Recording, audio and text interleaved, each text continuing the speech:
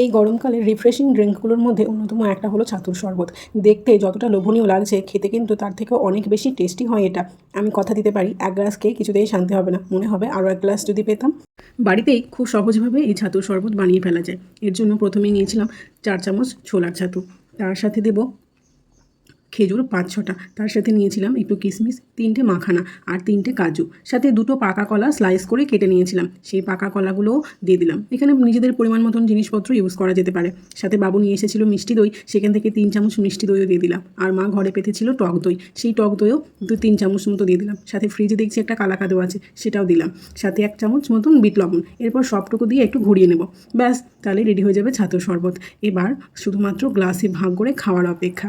গ্লাসে ঢালার জন্য আমার সহ্য হচ্ছে না, এতটাই মনে হচ্ছে যেন টেস্টি হয়েছে। এর সাথে দিয়ে দেবো একটু কালো মরিচের গুঁড়ো বা গোলমরিচের গুঁড়ো, সাথে খেতে ভালো লাগবে। আর 2টো কাজু গ্রেট করে নিয়েছিলাম, সেই গ্রেট করা কাজুগুলোকে একটু ছড়িয়ে দেবো। সবশেষে পুদিনা পাতা দিয়ে সার্ভ করেছি।